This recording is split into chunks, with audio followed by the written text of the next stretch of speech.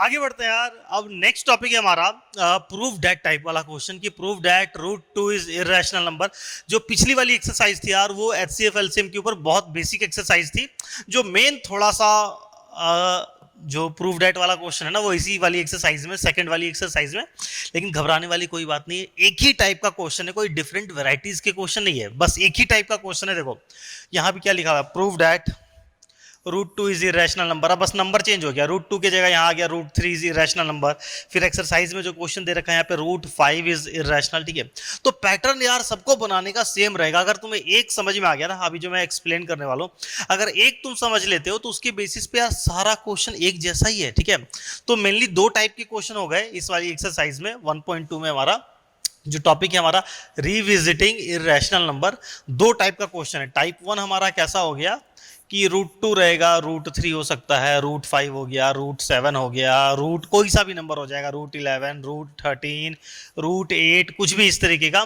Prove that these are irrational number. ठीक है, individually root sine के अंदर एक इंडिविजुअल नंबर लिखा हुआ होगा। ठीक है, वो कोई भी नॉन परफेक्ट स्क्वायर नंबर हो सकता है। ठीक है, नॉन परफेक्ट स्क्वायर नंबर कोई सा भी हो सकता है। एक समझ में आ गया, सबको बनाने का तरीका सेम रहेगा। टाइप टू हमारा क्या हो गया, टाइप टू इस तरीके का हो जाएगा। देखो मतलब एक number rational plus irrational type two में कि 3 plus root five is irrational number, इसको प्रूव करके दिखाओ। या 3 - 7 रूट फाइव, 3 + 4 रूट 2, कुछ भी, मतलब इस कॉम्बिनेशन में लिखा रहेगा। 2 + 7 रूट 3 इस तरीके से दे रखा रहेगा, बोलेगा प्रूव करके दिखाओ कि ये सब इरेशनल नंबर है। ठीक है, इसी टाइप टू में मान लो ये सम के फॉर्म में लिखा हुआ है, सम डिफरेंस। ऐसा भी हो सकता था कि 5 रूट 3 आ जाता, 6 रूट 7 आ जाता, इस टाइप के नंबर को इरेशनल नंबर दिखाना। ठीक है, तो ये सारा क्वेश्चन हो सकता है। डिवीजन के फॉर्म में भी हो सकता है। देखो 1/√2, 5/√2 इज इरेशनल नंबर, 7 √3/4√2 इसको इरेशनल नंबर दिखाओ। ठीक है, इस तरीके का क्वेश्चन। ठीक है, तो ये सारा मतलब टाइप टू हो गया, एक हो गया टाइप वन, एक हो गया टाइप टू। तो एक हमारा जो बनाने का तरीका रहेगा, एक टाइप वन का हो गया और एक हो गया टाइप टू। दो समझ लेते हो तो ये पूरी एक्सरसाइज खत्म हो जाएगी। ठीक है, ये पूरा हमारा खत्म हो जाएगा। ठीक है, तो यही पढ़ना है हमें। ये आ जाओ, नीचे आ जाओ भाई तुम लोग। ठीक है ना, तो ये पढ़ना है हमें। ठीक है, सेकंड वाली एक्सरसाइज में तो बहुत छोटी सी एक्सरसाइज है। एग्जांपल में 3 क्वेश्चन दे रखे हैं और एक्सरसाइज में भी 3 क्वेश्चन दे रखे हैं, और वो भी देखो रिपीट हो रहा है, सेम है। जैसे एक्सरसाइज में यहाँ पे क्या है, रूट 3 दे दिया एग्जाम्पल में, तो एक्सरसाइज में रूट 5 कर दिया। अगर तुम्हें ये रूट 3 समझ में आ गया तुम रूट 5 बना लोगे। ठीक है, यहाँ दे रखा 5 - √3, यहाँ कर दिया 3 + 2 √5। फिर भी हम तो एग्जाम्पल भी सॉल्व करेंगे एंड एक्सरसाइज भी सॉल्व करेंगे। तो स्टार्ट करते हैं। और देखो दो थ्योरम दे रखा है। ठीक है, अब देखो थ्योरम 1.3 में क्या दे दिया, prove that root two is irrational, और फिर वही इसको यहाँ एग्जांपल क्वेश्चन के फॉर्म में दे रखा है। तो ये कोई थ्योरम नहीं हुआ यार, ये जो थ्योरम 1.3 लिख के दे दिया ना, prove that root two is irrational, तुम थ्योरम नहीं, इसको तुम एज अ क्वेश्चन की तरह ही ट्रीट करो। ये भी एक क्वेश्चन दे रखा है। ठीक है, थ्योरम हमारा क्या दे रखा है कि late P be a prime number, P कोई सा भी मान लो एक प्राइम नंबर है, और पी अगर डिवाइड करता है ए स्क्वायर को, देन पी डिवाइड्स है, मतलब पी एक प्राइम नंबर है, पी कोई सा भी प्राइम नंबर हो सकता है। अगर पी डिवाइड करता है, if P divides A square, कोई सा भी नंबर का स्क्वायर हो सकता है। ठीक है, अगर पी ए स्क्वायर को डिवाइड कर रहा है, देन पी ऑल्सो डिवाइड्स ए के अगर स्क्वायर को डिवाइड कर रहा है तो वो ए को भी डिवाइड करेगा ही करेगा। इस थ्योरम का हम यूज करने वाले हैं ये सारा क्वेश्चन सॉल्व करने में। तो इसका प्रूफ हमें जानने की जरूरत नहीं है, इसको तुम अभी बस ऐसे ही समझ लो कि if P divides A square, provided P एक प्राइम नंबर होना चाहिए, P divides A square, then P also divides A. ठीक है, इसका प्रूफ हम लोग अलग से पूरा इसके लास्ट में एक अलग से कर लेंगे इंडिविजुअल वीडियो में। ठीक है, अभी बस तुम इसको जान लो, इस थ्योरम को, और इसका हम यूज करेंगे यहाँ पे। तो अब सीधे आते हैं क्वेश्चन सॉल्व करना। ठीक है, तो अब तुम देखो, पहला थ्योरम मत बोलो, तुम इसको क्वेश्चन की तरह ही समझो। Proof that root two is irrational number. देखो हमें ऑलरेडी पता है कि रूट टू जो है वो एक इरेशनल नंबर होता है, लेकिन बोल रहा नहीं तुम प्रूव करके दिखाओ कि ये इरेशनल है। अरे भाई, रूट टू तो ऑलरेडी इरेशनल है, लेकिन बोल रहा है इरेशनल को तुम इरेशनल प्रूव करके दिखाओ। हम नहीं मानेंगे, तो भैया ये क्या बात हुई, जो चीज ऑलरेडी सही है उसको बोल रहा है कि नहीं सही प्रूव करके दिखाओ। रूट टू ऑलरेडी इरेशनल है, बोलता है नहीं प्रूव करके दिखाओ, इसको प्रूव करके दिखाओ। तो भाई सही को सही कैसे प्रूव करें, रूट टू तो पहले से ही इरेशनल है ना, और बोल रहा है इरेशनल प्रूव करो। तो इस टाइप के जो क्वेश्चन है इसको कैसे सॉल्व किया जाता है, by the method of contradiction. जो चीज ऑलरेडी सही है बोल रहा है नहीं इसको सही प्रूव करके दिखाओ, ये हम नहीं मानेंगे, इसको प्रूव करो। तो इस तरीके की चीजों को आगे भी अगर मैथ्स में कहीं आता है तो हम लोग कॉन्ट्राडिक्शन के मेथड से प्रूव करते हैं। तो कॉन्ट्राडिक्शन का मेथड क्या होता है कि रूट टू को इरेशनल प्रूव करने को बोला है और रूट टू ऑलरेडी इरेशनल है हमें पता है, लेकिन नहीं प्रूव करो। तो हम क्या करते हैं कॉन्ट्राडिक्शन के मेथड में थोड़ी देर के लिए मान लेते हैं कि चलो भैया रूट टू इरेशनल नहीं है, हमने मान लिया। If possible let root two is not a irrational number, थोड़ी देर के लिए हम उसको रैशनल मान लेते हैं, ठीक है। तो अगर ये है इरेशनल है लेकिन हम उसको थोड़ी देर के लिए रैशनल मान लेंगे, और रैशनल मान के हम कुछ इसमें मैनिपुलेशन करेंगे, लास्ट में हमारा जो भी आउटकम आएगा वो गलत हो जाएगा। जो लास्ट में कंक्लूजन आ रहा होगा वो गलत आ जाएगा। तो गलत क्यों आ रहा है, क्योंकि हमने स्टार्टिंग में ही उसको रैशनल मान लिया ना, जो रैशनल था ही नहीं। रूट टू रैशनल नहीं है लेकिन हम इसको रैशनल मान लेंगे, और लास्ट में हमारा देखो, चलो ऐसे बोलने से नहीं समझ में आएगा, करते हैं, ठीक है। रूट टू को इरेशनल प्रूव करना है तो ऑलरेडी इरेशनल है, तो हम क्या करेंगे इफ पॉसिबल ऐसे लिखेंगे। और जो यहाँ पे मैं लिख रहा हूँ, लिखने का तरीका जो ये पूरा थोड़ा थ्योरेटिकल टाइप से है, लिखने का तरीका हर एक क्वेश्चन के लिए सेम रहेगा, तो इसके ऊपर भी तुम थोड़ा सा ध्यान देना। If possible let root two be a rational number, हमें पता है कि ये रैशनल नहीं है तो हम थोड़ी देर के लिए इसको रैशनल मान ले रहे हैं, क्योंकि बोल रहा है कि इरेशनल प्रूव करके दिखाओ। तो भैया कैसे करें, तो हम इसको थोड़ी देर के लिए रैशनल मान ले रहे हैं। If possible let root two be a rational number, हमने इसको रैशनल मान लिया, ठीक है। तो अब किसी भी चीज को यार तुम रैशनल अगर बोल रहे हो, किसी भी चीज को रैशनल मान रहे हो, तो रैशनल नंबर को तो यार पी बाई क्यू के फॉर्म में लिखा जा सकता है, तो हम इसको भी पी बाई क्यू के फॉर्म में लिख सकते हैं। If possible let root two is not a irrational number, let it be a rational number, ठीक है। देन क्या हो जाएगा, root two is equal to p by q लिख लो, ए बाई बी लिख लो, कुछ भी लिख सकते हो। Root two is equal to p by q, where p और क्यू क्या है बताना पड़ेगा ना मैं, where p and q are integers having no common factor other than one. क्योंकि ये हमने क्या लिखा, ये रैशनल नंबर का डेफिनेशन ही लिख दिया। हमने रूट टू को रैशनल बोला, तो रैशनल अगर किसी को भी बोल दिए तो हम उसको पी बाई क्यू के फॉर्म में लिख सकते हैं, वेयर पी एंड क्यू अपने सिंपलेस्ट फॉर्म में है, ठीक है ना। Where p and q are integers having no common factor other than one, इसमें कुछ भी कॉमन नहीं है, ये सिंपलेस्ट फॉर्म में लिखा हुआ है, ठीक है। And b is not equal to zero, जो भी पी रैशनल नंबर होता है डिनोमिनेटर उसमें जीरो नहीं होता है, तो ये हमें स्पेशली लिखना पड़ेगा, and b not equal to zero. और इस पर्टिकुलर केस में हम ये भी लिख सकते हैं and a is also not equal to zero. इस वाले केस में ए का जो वैल्यू है ना, ये सॉरी ए बोल रहे हैं, बी यहाँ पे मैंने यूज कर दिया क्योंकि यहाँ पी क्यू यूज किया है, तो यहाँ पे ये लिख लेंगे and q not equal to zero and p not equal to zero, ठीक है। क्योंकि हमें पता है कि जो लेफ्ट साइड वाला पार्ट है वो तो नॉन जीरो है, लेफ्ट में तो जीरो है ही नहीं, तो अगर लेफ्ट में जीरो नहीं है तो राइट में भी जीरो नहीं हो सकता है ना, तो न्यूमरेटर भी जीरो नहीं हो सकता है, ठीक है। Where p and q are integers having no common factor other than one and q not equal to zero, and इस पर्टिकुलर केस के लिए पी भी जीरो के बराबर नहीं होगा, ठीक है। अब क्या करें, नेक्स्ट स्टेप अब हमारा क्या है, अब क्या करो तुम, squaring both side, squaring both side. बोलोगे सर स्क्वायरिंग क्यों कर रहे हैं, तो भैया जहां हमें पहुंचना है, जो प्रूव करना है उसके लिए ये स्टेप जरूरी, स्क्वायरिंग हमें करना पड़ेगा, ठीक है।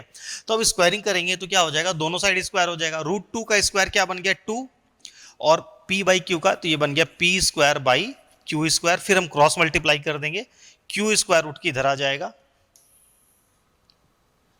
तो ये हो गया two q square is equal to p square, और इसको हम नंबरिंग कुछ दे देते हैं, नंबरिंग वन कर दिया, इसको हमने इक्वेशन वन नाम दे दिया। अब यहाँ पे बहुत इंपॉर्टेंट पॉइंट है समझने वाला, ठीक है। काफी स्टूडेंट इस स्टेप के बाद कंफ्यूज होते हैं, रट्टा मार लेते हैं कि भैया ऐसा कैसे हो गया बस। तो यहाँ पे समझो, ये जो लाइन लिखा हुआ है ना, two into something, two into something, is equal to something. मतलब अगर हम 2 से किसी चीज को मल्टीप्लाई कर रहे हैं तो ये नंबर आ रहा है, तो हम ये बोल सकते हैं क्या, ये वाला लाइन कि 2 इस नंबर को डिवाइड कर रहा है।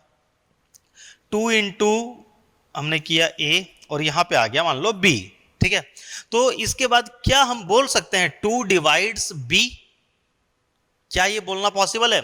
2 डिवाइड्स बी, ये स्टेप समझना जरूरी है, ठीक है ना, ऐसे रट्टा मार के नहीं लिख लेना। देखो 2 इंटू 5 हमने किया, कितना आ गया 10। 2 इंटू समथिंग करने पे कुछ और नया नंबर, 2 से तुम किसी भी चीज को मल्टीप्लाई करोगे तो ऑब्वियस है कि कुछ नया नंबर आ जाएगा। तो 2 से मल्टीप्लाई करने पे अगर ये चीज आया है तो ऑब्वियसली ये जो चीज है ये 2 से डिविजिबल होगा कि नहीं? हम यहां पे बोल सकते हैं कि नहीं 2 डिवाइड्स 10, 2 डिवाइड्स 10, 2 से मल्टीप्लाई करने पे जब वो चीज आ रहा है तो 2 ऑब्वियसली इसको डिवाइड करेगा। 2 से तुम 10 को डिवाइड करो, वापस से 5 आ जाएगा। तो यही चीज 2 से हमने क्यू स्क्वायर को मल्टीप्लाई किया तो क्या आया, p square. 2 into 5 is equal to 10। इसका मतलब 2 डिवाइड्स 10, तो 10 की जगह पे यहां पे क्या है, पी स्क्वायर। तो हम क्या बोल सकते हैं, 2 डिवाइड्स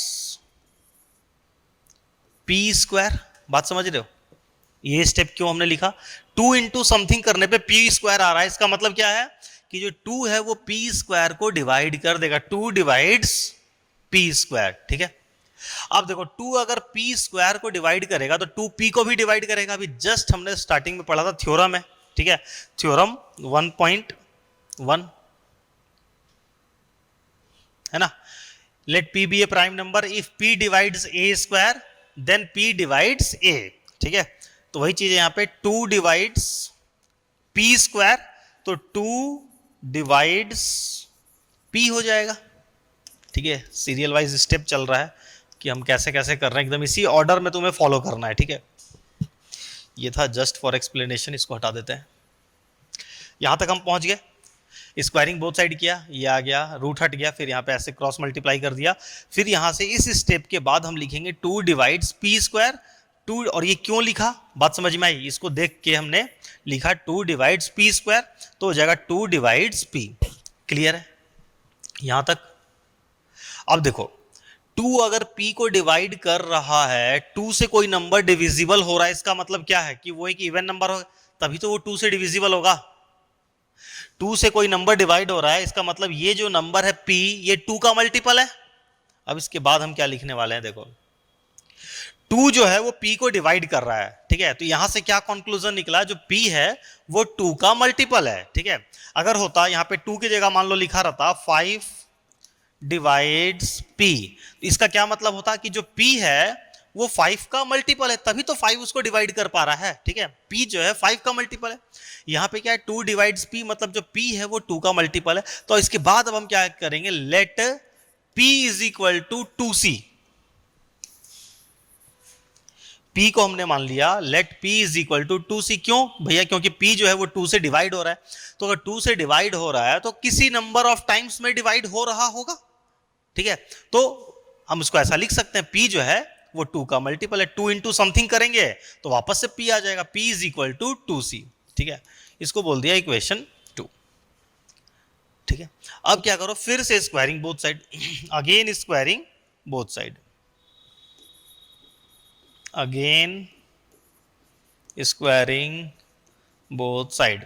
जो स्टूडेंट फर्स्ट टाइम एकदम इसको देख रहा होगा वो सोच रहा होगा ये हो क्या रहा है, ये सब क्या लिख रहे हैं, क्योंकि अभी तक हमने जो भी स्टडी कर रहे हैं वो सब स्टडी इस टाइप की नहीं होती यार, ये तो कुछ लिखे जा रहे हैं, लिखे जा रहे हैं, ठीक है। तो टेंशन मत लो, बाकी चैप्टर्स में तुम्हें कहीं ऐसा नहीं मिलेगा, सिर्फ ये रियल नंबर में एक ये प्रूफ डेट वाला क्वेश्चन है जहां पे इस तरीके का मिल रहा है। और ये भी एक बार तुम समझ लोगे सारा क्वेश्चन इसी पैटर्न के ऊपर बनता है, ठीक है। और इसको ये बनाने का यही तरीका है, अगेन स्क्वायरिंग बोथ साइड। तो क्या हो जाएगा, p का स्क्वायर हो जाएगा, 2c का स्क्वायर करेंगे तो क्या बन जाएगा 4c स्क्वायर, ठीक है। ये आ गया,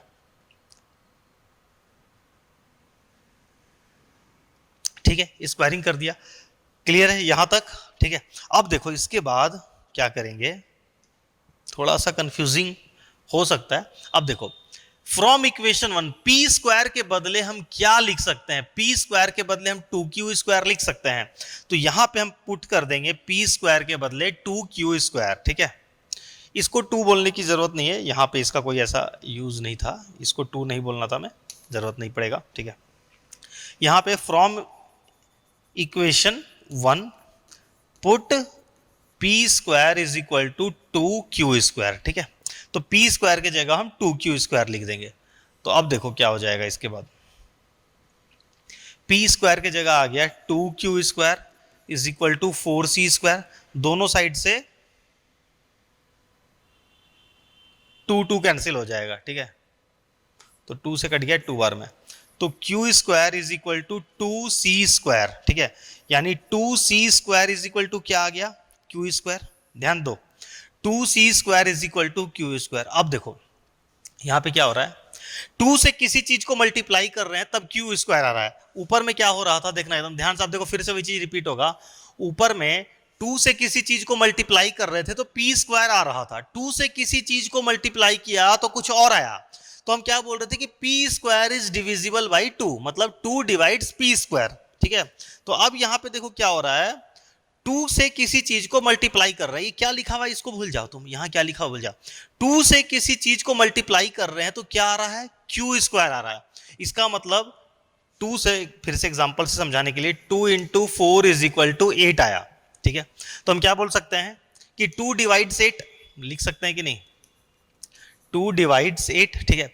तो वही 2 से किसी चीज को, अब तुम बोलोगे सर 2 डिवाइड c² भी तो हो सकता है, नहीं, हमने किया 2 इंटू 3 इज इक्वल टू आया 6। तो 2 बताओ तो इसको डिवाइड करेगा कि इसको डिवाइड करेगा, 2 तो ऑब्वियसली इसको डिवाइड करेगा ना, 2 डिवाइड 6 होगा। ये थोड़ी, ये तो कुछ भी हो सकता है ना, 2 से हमने इसको मल्टीप्लाई किया तो ये वाला नंबर आया, ठीक है। तो वही चीज यहाँ पे 2 से हमने c² को मल्टीप्लाई किया तो आ रहा है q²। इसका मतलब जो q² है वो 2 का मल्टीपल है, तो क्या हो जाएगा 2 डिवाइड्स q², ठीक है। और जब 2 q² को डिवाइड करेगा तो 2 डिवाइड्स q हो जाएगा, ये थ्योरम 1, ठीक है। तो अब देखो हो गया, क्या हो गया, हमारा कंप्लीट हो गया क्वेश्चन। एक बार और लास्ट में पूरा फिर से रिकॉल करवा देंगे कि हो क्या रहा, अभी तो तुम एक बार ऐसे देखते जाओ हो क्या रहा है, ठीक है। हो गया 2 डिवाइड्स q आ गया, और यहां ऊपर में क्या आ गया था, 2 डिवाइड्स p आ गया था, और नीचे में आ गया 2 डिवाइड्स q। अभी बस एक बार देखते जाओ, लास्ट में फिर से एक्सप्लेन करते हैं। 2 डिवाइड्स q यानी 2 जो है वो p को भी डिवाइड कर रहा है, एंड 2 जो है वो q को भी डिवाइड कर रहा है। यानी p एंड q में कॉमन फैक्टर आ गया 2, लेकिन स्टार्टिंग में तो हमने एज्यूम किया था कि p एंड q में कुछ भी कॉमन फैक्टर है ही नहीं अदर देन 1। लेकिन यहां तो क्या हो रहा है कि 2 is a common factor of both p and q, ठीक है। यहां लिख लेते हैं अब हम इसके बाद, ठीक है। 2 डिवाइड्स p² भी आ गया, 2 डिवाइड्स p आ गया, और नीचे 2 डिवाइड्स q आ गया। तो हम लिख सकते हैं thus 2 is a common factor of both p and q। 2 जो है कॉमन फैक्टर आ गया, लेकिन हमने क्या एज्यूम किया था, where p and q are integers having no common factor other than 1। p and q में कुछ भी कॉमन है ही नहीं 1 के अलावा, लेकिन यहां तो यार 2 कॉमन आ रहा है, तो भैया कॉमन तो नहीं होना चाहिए था, तो 2 कॉमन क्यों आ रहा है, यानी स्टार्टिंग वाली फिर हमारी बात गलत हो रही है। तो ये 2 कॉमन क्यों आ रहा है, यानी हमारी स्टार्टिंग वाली बात गलत हो गई। तो भाई स्टार्टिंग वाली बात गलत क्यों हो रही है, सारा गड़बड़ क्यों हो रहा है, क्योंकि हमने जो √2 को रैशनल माना है ना, जो रैशनल था ही नहीं, हमने उसको रैशनल मान लिया, इसलिए ये सारा गड़बड़ हो रहा है। तो इसका मतलब क्या है कि √2 जो है वो रैशनल नहीं है, √2 रैशनल नहीं है तो क्या है, इरैशनल है। यही तो प्रूफ करना था, हो गया। तो अब देखो कैसे लिखेंगे, अब फिर यहाँ थोड़ा सा थ्योरी लिखना है, एक बार समझ लो, एक बार समझ लो यार, बहुत इजी लगेगा, तुम बोलोगे यार बहुत इजी है। Thus √2 is a common factor of both p and q. This contradicts the fact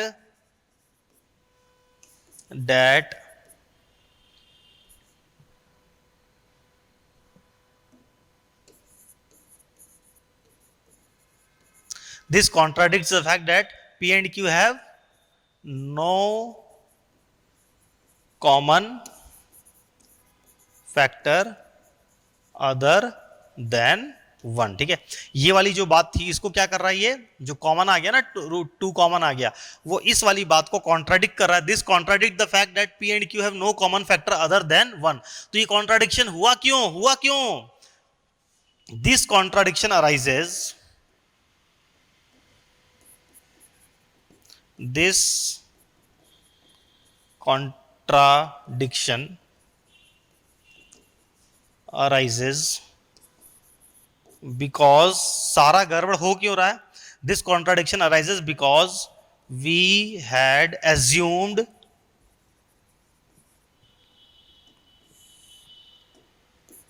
root 2 as rational, ठीक है। रूट 2 को हमने रैशनल मान लिया था, ठीक है। तो hence root 2 is irrational. Clear? समझ में आया? देखो हुआ क्या, एक बार पूरी कहानी तुम समझो एक साथ हो क्या रहा है, ठीक है।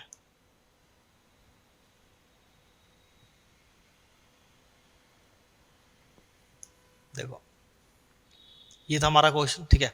हमने क्या किया, स्टार्टिंग में बोला if possible let root 2 be a rational number. हमने आगे देखो जो कि पॉसिबल है ही नहीं, इसलिए हमने यहां पे ये वर्ड लगा के लिखा है ना, इफ पॉसिबल, ठीक है, क्योंकि पता है हमें पॉसिबल है ही नहीं, इसलिए हमने स्टार्टिंग में ये वर्ड लगा दिया इफ पॉसिबल, ठीक है।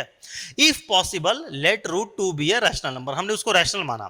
तो अब अगर किसी भी चीज को तुम रैशनल बोलोगे तो उसको फिर पी बाई क्यू के फॉर्म में लिख सकते हैं। तो हमने क्या किया, then root 2 is equal to p by q where p and q are integers having no common factor other than 1 and q not equal to 0 होता है। और इस केस के लिए P भी नॉट इक्वल टू 0 हमने लिख दिया, क्योंकि अगर P 0 हो जाएगा तो ये पूरा ही 0 हो जाएगा ना। तो और LHS वाला जो पार्ट है वो तो 0 नहीं है, तो कंफर्म है कि P का वैल्यू भी 0 नहीं हो सकता है, तो हमने ये लिख दिया। उसके बाद हमने क्या किया, स्क्वायरिंग बोथ साइड, दोनों तरफ स्क्वायर कर दिया। तो स्क्वायरिंग बोथ साइड किया, रूट 2 का स्क्वायर होकर 2 बन गया, और यहाँ पे जब स्क्वायर किया तो P स्क्वायर बन गया, नीचे Q स्क्वायर बन गया। क्रॉस मल्टीप्लाई किया, Q स्क्वायर उठ के इधर आ गया। तो 2 into something is equal to something. जब भी ये आ जाए कोई नंबर, 2 की जगह पे कोई सा भी नंबर हो सकता है, ठीक है। 5 into something, 5 into a is equal to b लिखा हुआ है, ठीक है। 7 into c is equal to d लिखा हुआ है। इसका मतलब क्या है, 5 डिवाइड्स बी, 5 डिवाइड्स ए नहीं होगा, 5 divides b. 7 into something equal to d लिखा हुआ है, इसका मतलब 7 डिवाइड्स डी, ठीक है। 7 into something equal to d square लिखा हुआ है, तो 7 डिवाइड्स, यहां पे जो भी लिखा हुआ रहेगा उसको, ठीक है। 7 डिवाइड्स डी स्क्वायर, ठीक है। 3 into k is equal to m square, इसका मतलब 3 डिवाइड्स एम स्क्वायर। इस लाइन को ऐसे पढ़ के समझना है, ठीक है ना।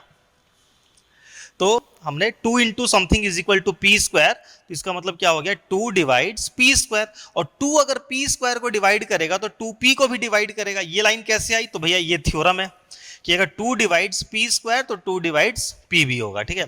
तो अब 2 अगर p को डिवाइड कर रहा है, 2p को डिवाइड कर रहा है, इसका मतलब p क्या है, 2 का मल्टीपल है, ठीक है। तो p को हमने 2 इंटू कोई एक नया वेरिएबल ले लिया c। ये लाइन क्लियर है? इस लाइन से देखो 2 डिवाइड्स, अगर मैं बोलता हूं 2 डिवाइड्स k, मैंने ये बोला कि जो 2 है वो k को डिवाइड कर रहा है, तो इस लाइन से तुम्हें क्या पता चला, इस लाइन से ये पता चला कि जो k है एक इवन नंबर है, वो 2 का मल्टीपल है। तो 2 कितने बार में करेगा, क्या ये बता सकते हो? इस लाइन को देख के 2 डिवाइड्स k, तो तुम ये बता सकते हो कि कितने बार में कट करेगा? नहीं। तो जो k है वो किसके बराबर होगा, k is equal to 2 into something. 2 से किसी नंबर को मल्टीप्लाई करेंगे तो वापस k आ जाएगा कि नहीं। तो 2 इंटू कितना, तो कोई एक अननोन नंबर ले लिया हमने फिर से c, ठीक है। तो यहां पे वही हुआ 2 डिवाइड्स p, तो p को हमने मान लिया 2c, ठीक है ना। बहुत स्टूडेंट यहां पे कंफ्यूज होंगे कि फिर से ऐसा क्यों लिखा, इसलिए लिखा भैया क्योंकि 2 डिवाइड्स p है, तो p क्या हो जाएगा, p is equal to 2c।